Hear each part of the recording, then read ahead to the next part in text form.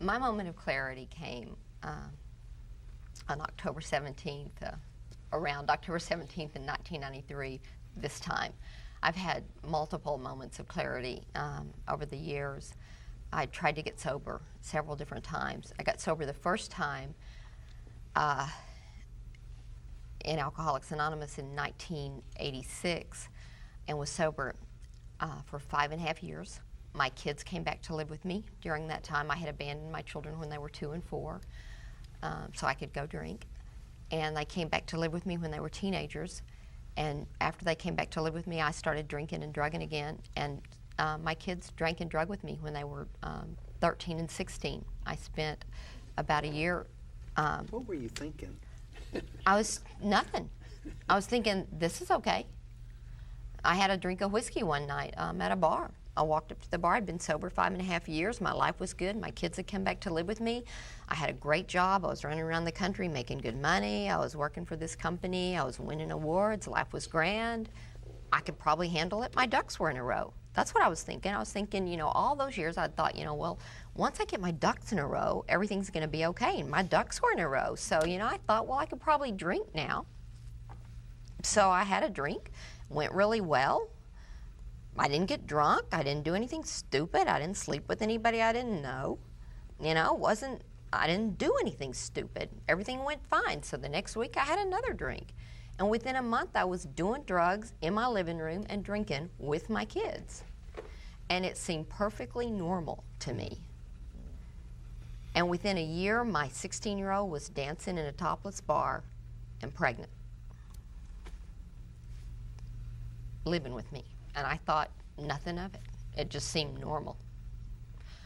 And what happened for us is my 16-year-old got pregnant, came home and told me she was pregnant, and decided to get sober, and started saying to me, Mom, please promise me when I have the baby that you won't drink around the baby. And the whole 9 months she was pregnant, I kept saying, I won't drink around the baby. I promise I won't drink around the baby. And after she had my granddaughter, 6 weeks into my granddaughter's life, I was sitting in the living room holding my granddaughter.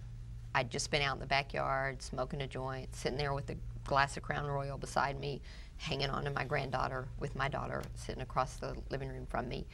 And I had this my moment of clarity happened a few days later, but I kind of had this moment of clarity, and I thought, I'm doing to my granddaughter what I did to my kids, what I've done to myself. And it just, you know, I had this moment where I thought, I can't continue to do this.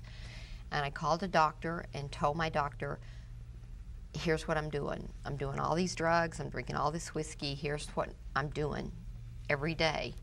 I was getting up in the morning and drinking whiskey for breakfast, and taking lots of speed and smoking lots of dope, and taking psychiatric drugs and taking sleeping pills.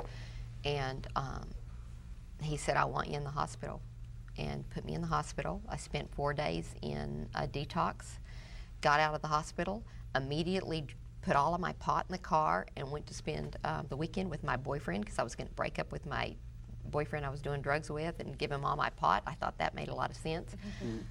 So what I did was spend the whole weekend getting high with my boyfriend after spending 4 days in detox, because 4 days in detox won't get you sober. And on the way home from my boyfriend's house, smoked my last joint and pulled over on the side of the road as I was smoking that last joint, and just stopped on the side of the road and smoked that joint and looked up at the sky and said, if you're not there, you know, my life is over. I have no hope. Please help. And surrendered my life at that moment to God. And just,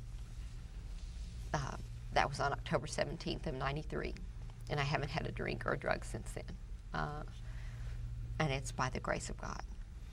My marriage had ended. We had gone to a marriage counselor, and I realized at that point something was desperately wrong. I didn't know what, but I knew that I wasn't right, that people did not think about sex the way I did.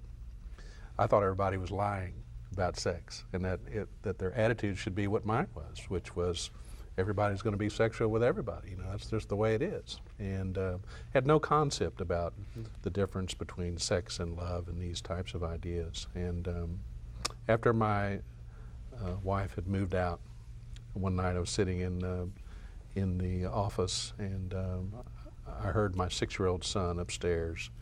I'd put him to bed, and I heard this little song he was singing. And he started to cry. Just completely tore me apart. And I went upstairs. I just listened for a while, and he was talking about, singing about maybe you'll come home someday.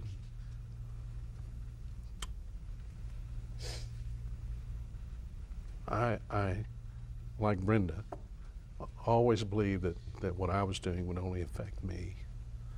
But the mirror was so big in him, I couldn't miss it. So I had all the impetus in the world. I never wanted to hurt anybody, particularly my children.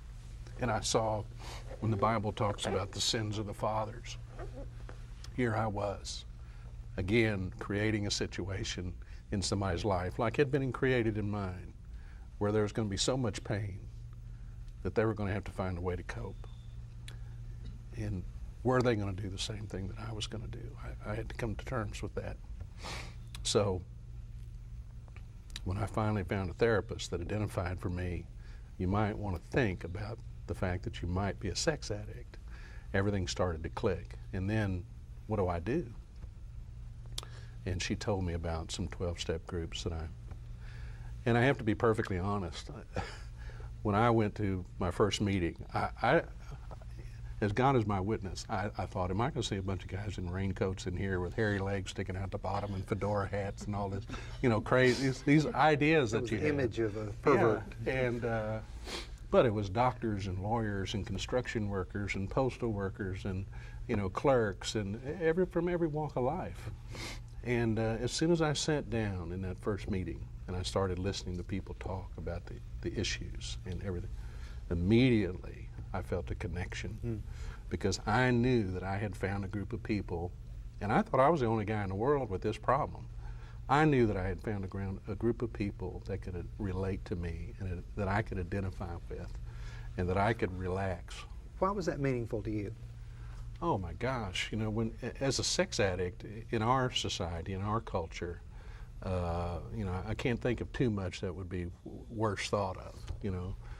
There's times when I thought, gee, I wish I'd have been an alcoholic. It might have been a little more acceptable. But, you know, this was so private that I didn't want anybody to know about it. And so much so that I thought I might be the only guy in the world that had these particular kinds of problems. Mm-hmm. And what a revelation it was to find out that there was other people that had this same thing. And not only the same thing, but they were out here talking about it out loud. Yeah, I did this, and I had that affair, and I saw it, and so forth. And I was like, oh my God, you know, it's just unbelievable. These people would sit here and tell this stuff out loud to each other. And that immediately gave me a sense of connection and a sense of, okay, if you guys can do this, if you people can do this, I can do it too, and I will do it. And that started this process. And of course, you know, I had to come to terms with the fact that my son, that my life had become completely unmanageable, that I was powerless over this thing. I didn't even know that much about it, but I knew I was powerless.